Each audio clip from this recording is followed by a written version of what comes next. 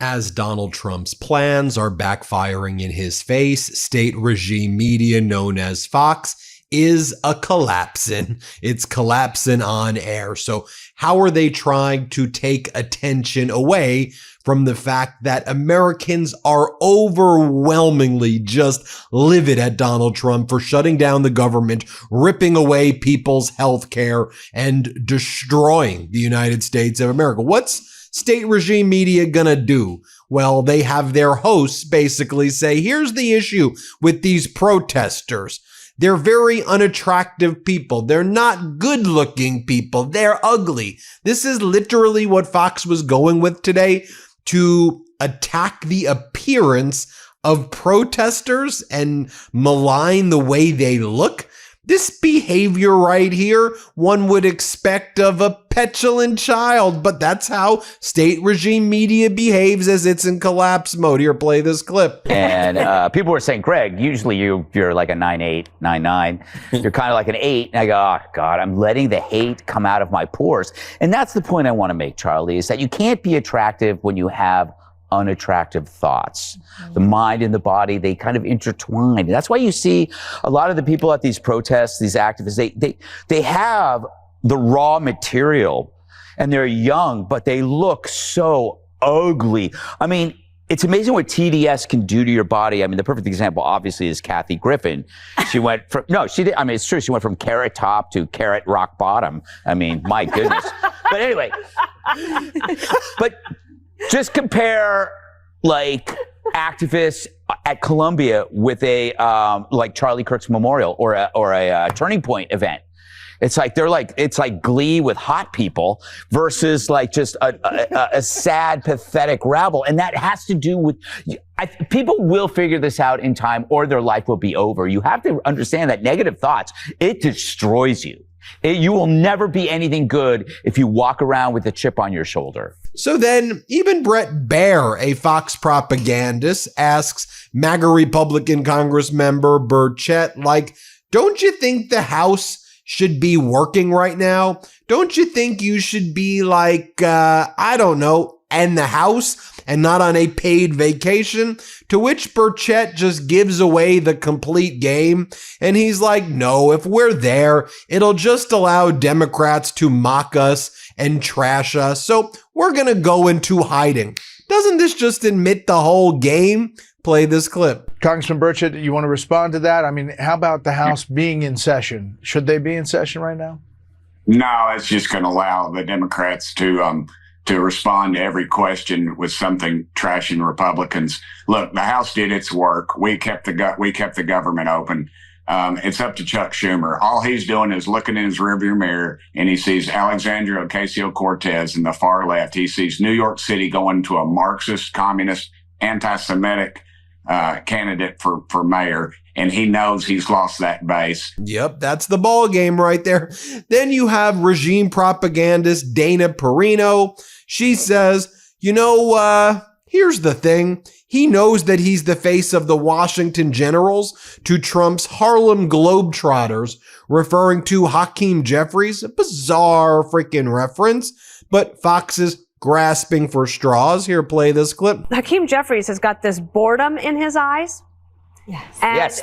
Yes. It's like no energy. He knows that he is the face of the Washington Generals to Trump's Harlem Globetrotters. They know how this is going to end. All right, folks. Then in the evening hour, Laura Ingraham and Treasury Secretary Scott Bessent have a conversation. All right, they're bringing out the big guns right here.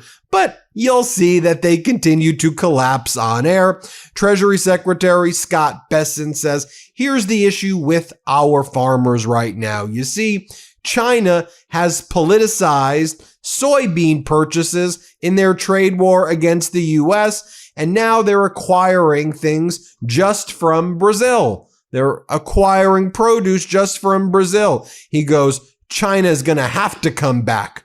Master negotiator Bessent saying that China's going to have to come back. Y'all realize, like, this is your fault. Like, this is your trade war that has resulted in China taking these actions and bankrupting American farmers without any plan. Like, this was not happening under former President Biden. Under former President Biden, our soybean farmers and farmers in general were selling their produce to all markets, not just China that's basically boycotting the American markets. It's all nations. And one of the other reasons, in addition to the fact that they're pissed at Trump's trade war against the world, they also don't think our food is safe under Donald Trump. That's a major issue as well that needs more attention. Here, play this clip. Well, that and holding the American soybean farmers hostage, they politicized these soybean purchases, and most of them have gone to Brazil. And we're not going to let that happen. And I believe that the Chinese will have to come back at the end of the season and buy soybeans. So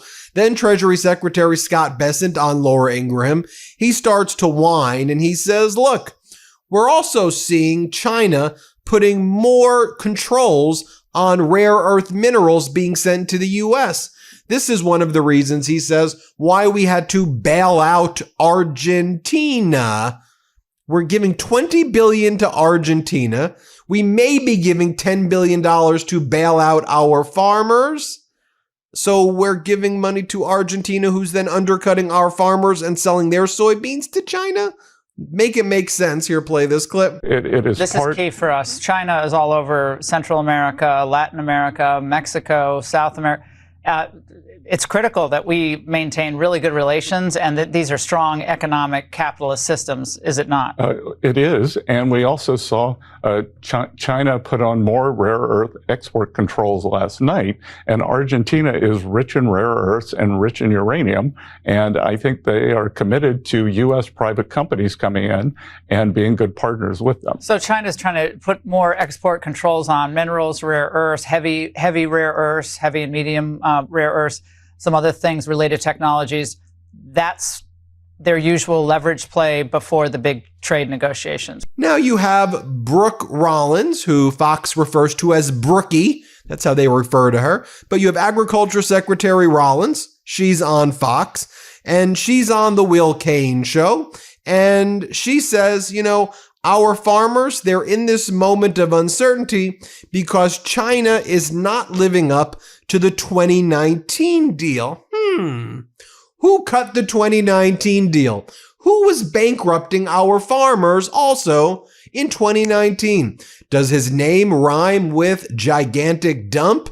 Yeah, it's Donald Trump. This is what this guy does all the time. Here, play this clip. So where do we stand on that, Madam Secretary? I know, is this impacted by the government shutdown? Is this just negotiations with China? Well, it does continue to be impacted by the government shutdown. But let me take a step back, Will, because I want us to take a moment and realize I don't know that there's ever been a president in history, at least in modern history, that has spent so much time talking about our farmers, talking about soybeans. Yesterday, we had a big meeting in the Roosevelt Room about our beef industry. I mean, it is just incredible how focused and just supportive of our farmers and ranchers this president is, specific to soybeans, but not just soybeans, sorghum, cotton, corn, wheat, all of our row crops. They are in this moment of uncertainty because China is not living up to the 2019 deal. We are in this renegotiation. We have to ensure that our farmers, our ranchers, our rural communities can continue to do what they do, which is not just feed and fuel America, but the whole world. And when they can't do that anymore, we have a major national security problem. Hey everybody, Ben Meiselas here from the MeidasTouch Network. I wanted to let you know about my podcast partner, Michael Popak's new law firm. It's called the Popak Firm.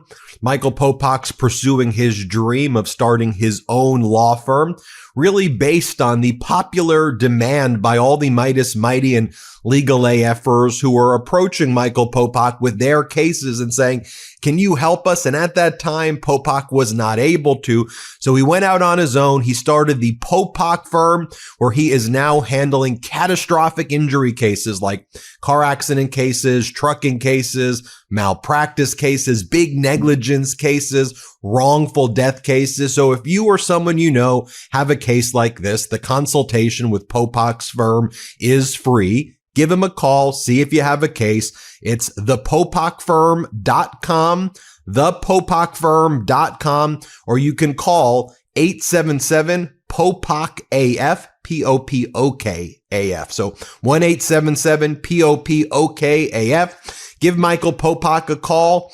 And I'm really proud of you, Popak. Thanks for all the hard work you're putting in. More from Brooke Rollins right here, admitting, another admission that, look, farmers just want to sell their product. They don't want checks from the government. But as soon as the shutdown ends, we're going to have to figure out a program for them. You mean a bailout for them? You know, you bailed out Argentina now during the shutdown, but you can't bail out the farmers by your own actions. Just think about this, folks. We just bailed out Argentina, and now as Trump has caused our farmers to now have to accept government funds, we're not even doing that. Argentina first, everybody. Here, play this clip. One of the things I talk to is we have to work in the long term to get off this hamster wheel these farmers are on. They just want to sell their product. They don't want checks from the government. But until we get there, all these new trade deals, opening up the markets by the president, onshoring our food supply for health reasons, but national security reasons, we will get there. But until then, we will continue. We're going to be announcing a program as soon as the shutdown ends on what we're going to do in the short term for these row croppers, including our soybean farmers. So utterly pathetic. Then you have Trey Gowdy. I mean, this dude just, I don't know. I'm not gonna talk about people's appearances. In any event, Trey Gowdy is up there on Fox, and he's saying about New York Attorney General Letitia James being indicted by Donald Trump's former personal attorney, who's never been a federal prosecutor before, Lindsay Halligan. Here's what they have to say. Play this clip. Before we talk about the Cowboys, and we don't need to belabor the audience with our mutual love of the Cowboys, I do want to get you on this breaking news. New York Attorney General Letitia James indicted in federal court on bank fraud charges. It just came out moments ago, Trey, but I wanted to see if you had a reaction. Yeah, you can't lie. Well, she's presumed innocent. I'll start with that. They never include that with Trump, but it's the right thing to start with. You're presumed innocent. It's just a charge. The irony is crushing. She ran for office promising to go after Donald Trump. I don't recall him running for office promising to go after her. But if the facts are there, if you and I would be indicted for lying on a mortgage application or lying on an application for a bank loan, well, so should she. The fact that you're the AG does not provide legal immunity from your criminal act. So she's presumed innocent. She'll get a jury trial. I hope that her jury is more fair to her than Donald Trump's judges have been to him. But it is rich. It is rich in irony. By the way, I should have showed you this clip before, but I'll show it to you now. Even Laura Ingraham's like a bit puzzled by what Treasury Secretary Scott Bessent's saying. And he says it so arrogantly, right? Like Bessent's like, well, of course we're going to give our money to Argentina. Why wouldn't we give it to Argentina is the greatest? I mean, it's like, this guy is such a loser. And Laura Ingraham says, so why don't we give the $20 billion to the farmers? Like, maybe we do that first. And then Bessent's like, well, we would have made that announcement, but we're in a shutdown. Okay, but you're giving Argentina $20 billion. Here, play this clip. China's trying to put more export controls on minerals, rare earths, heavy rare earths, heavy and medium rare earths, some other things, related technologies. That's their usual leverage play before the big trade negotiations, correct? Well, that and holding the American soybean farmers hostage. They politicized these soybean purchases, and most of them have gone to Brazil. And we're not going to let that happen. And I believe that the Chinese will have to come back at the end of the season and buy soybeans. But in the meantime, why don't I just give $20 billion to the farmers? And why have that? Give them that leverage at all in those deals? Well, we would have made an announcement this week if it weren't for the government shutdown. If Chuck Schumer would end the Schumer shutdown, we would have announced an ag program to bridge our farmers until the next season, and that will be through direct subsidies and through the Farm Credit Bureau, because it's important that our farmers get credit for next year's planting season. Next, you have Iowa's senator, soon to be former senator, she's not running again, Joni Ernst. And Joni Ernst and regime media, they're all like, Time to give Donald Trump a Nobel. They're so weird with the Nobel Peace Prize. Time to give him a Nobel Peace Prize. Look at what he's done in Gaza. What did he do? There were atrocities in Gaza. Trump announced another deal. He always announces fake deals. You have to wait till the conduct happens before you start throwing. Trump could just announce things. I've done a deal. How many deals have he announced that were utter BS? And in fact, when you've heard from Israeli government officials, they have a different perspective on the deal. No one really either knows what phase 2 is, but first, Joni Ernst and Fox, play this clip. There's virtually universal agreement on this program that the president should get the Nobel Peace Prize. After all, if Obama could get one for doing very little, surely President Trump can get one for bringing peace. What do you say?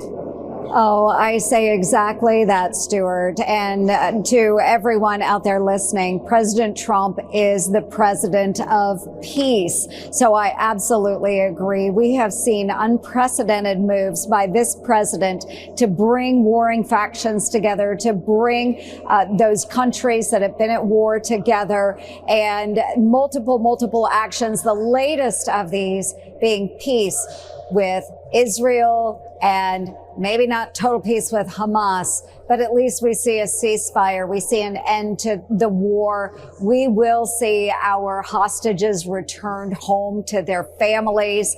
Incredible action by this incredible American leader. Well said, ma'am. Just so I can show you right here, here's Israeli ambassador to the U.S. Here's what he has to say about his view of the deal, which is very different than what we hear from the Trump regime and others. As Tommy Vita writes, Israeli government officials are talking about the Gaza ceasefire very different than Trump. They explicitly say they have not yet agreed to end the war. I want to show you this because, again, what does phase 2 look like? What does phase 3 look like? Didn't we have a ceasefire 6 months ago, purportedly? But then things ended very quickly. So enough of just giving this loser Trump praise for announcing things. I'm just done with it. I'm going to announce this. How about we watch to see what the conduct is? Isn't that what leadership is? Here's the Israel ambassador, just so you can see what they're saying, because facts freaking matter, don't they? Here, play this clip. You mentioned earlier you see this deal as leading toward the destruction of Hamas. Tell me more about that, because Hamas has not agreed to disarm. They've not agreed to leave Gaza, as Israel has insisted in the past. The agreement, the 20-point plan, is very clear on the disarming of Hamas. And it's also very clear that if they do not disarm, then we're going to go back into military confrontation. They have to disarm. Hamas cannot remain standing in Gaza. That's the plan, and that's what has to be implemented. This plan is basically ensconced with the government's directives for completing this war, and that's the disarming of Hamas and the demilitarization of Gaza. If that doesn't happen, then this peace plan is not going anywhere. And if they don't do it willingly, then this international agency that's being created has to do it. And if the international agency doesn't do it, Israel's going to have to do it. And they really don't matter, though, if you're on state regime media known as Fox, because you got people like MAGA Republican Senator Haggerty saying the biggest threats to democracy, Chuck Schumer and Democrats. That's where they're going with right now. As Donald Trump and the MAGA Republicans rip apart our democracy, have their former personal attorneys who have never been federal prosecutors criminally prosecute frivolous cases against their political opponents. So bizarre. Here, play this clip. This goes all the way back to Obama as well, Dana. If you think about it, I was a private citizen then. I was one of Trump's finance chairmen. I moved into Trump Tower the day after the election in 2016.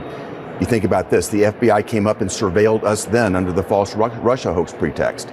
Now we find out that they were surveilling us in 2023 with Jack Smith. I think the American people can see right through this. The real threat to democracy are Chuck Schumer and the Democrats. They're projecting this, and they're having this march, and they're going to keep the government shut down at a cost of $400 million a day. We're already at $3.2 billion and counting, just so Chuck Schumer can create this theater. It's a farce, and we've got to stop all of it. And then finally, you have Jesse Waters being, well, Jesse Waters and disgusting. Here, play this clip. Do you think that MAGA men are insulted by AOC? No, I think AOC wants to sleep with Miller. It is so obvious, and I'm sorry, you can't have him. Miller is the best. I know him well socially, and the man is not overcompensating. Dana, I know when people are overcompensating. I know people at this table who are overcompensating. That person is me. Well, there you have it, folks. We'll keep breaking this down every step of the way here on the MeidasTouch Network. Thanks for watching. Hit subscribe. Let's get to 6 million subscribers. Want to stay plugged in? Become a subscriber to our Substack at MeidasPlus.com. You'll get daily recaps from Ron Filipkowski, ad-free episodes of our podcast, and more exclusive content only available at MeidasPlus.com.